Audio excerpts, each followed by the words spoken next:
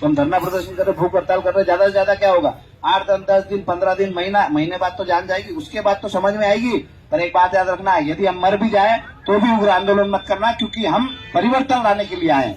व्यवस्था में परिवर्तन तभी आएगा, मरने के बाद एक कसम जरूर खाना कि जिंदगी भर भाजपा को वोट मत करना, क्योंकि ये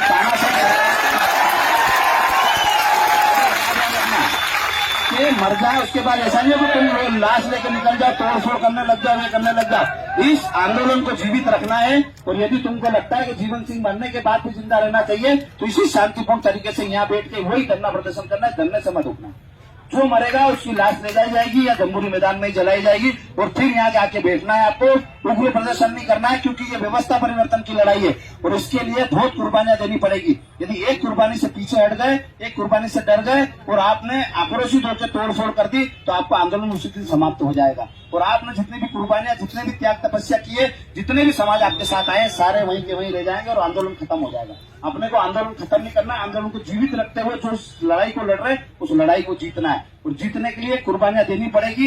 ये 5 लोग बैठे, 5 के बाद फिर 5 आएंगे, फिर 5 आएंगे, पर आप उग्र प्रदर्शन मत करना और कुछ भी ऐसी हरकत मत करना। बस एक बात याद रखना, यदि परिवर्तन नहीं होता है तो भाजपा को वोट नहीं देना है, इसकी आपको कसम खानी पड़ेगी। पर कब?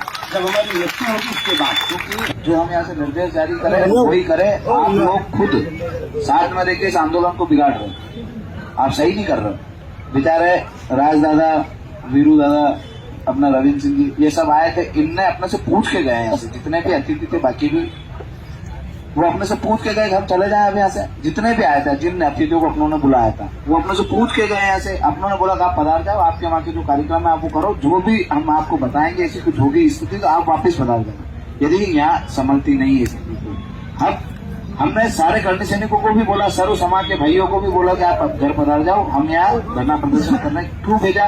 क्योंकि अपने ही बीच में कुछ लोग भी फंसने लग गए थे, घुसने लग गए थे और कोई न कोई तोड़फोड़ करने थे। अपन नहीं चाहते थे कि तोड़फोड़ और कोई करके जाए और इल्जाम अपने भाइयों पे आए और वो जेल काटे। इसलिए अपनों ने सबको भेजा, क्योंकि अपनी जवाबदारी थी कि अपने साथ सर्व समाज का व्यक्ति आया था, हर अपने घर से आया था, यहाँ तक आया, अपने साथ आंदोलन में शामिल हुआ और उसने ये बताया कि हम इन मुद्दों के साथ है, इन भाइयों के साथ है।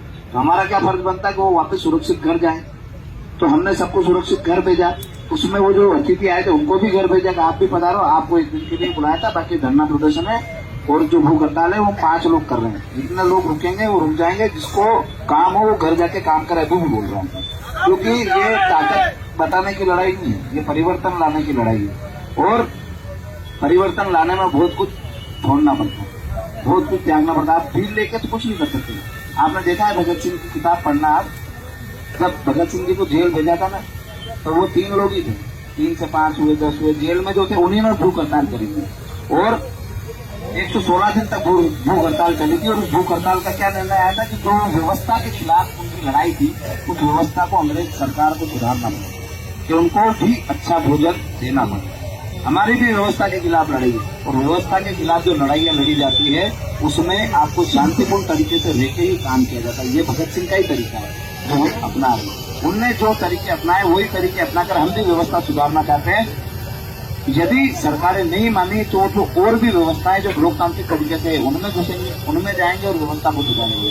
पर हमारा उद्देश्य ये नहीं है कि हम कहीं तोड़फोड़ करें या कहीं मारपीट करें या किसी को नुकसान पहुंचाए। आज अभी बहुत सारे वीडियो भी देखे जहाँ हमारी बहसबाजी चल रही है किसी से पुलिस प्रशासन से, उसको भी ऐड कर करके बताया जा रहा है कि जैसे कि हमारी अभी यहीं जब रोका गया था आपको, तो हमारी जो बहसबाजी हुई थी उसमें एक ऐड और कर दिया है कि पुलिस प्रशासन आगे बढ़ रहा है और पीछे अपने कर्मी सैनिक बताए गए उनमें कि वो ऐसा वीडियो बना के डाला है।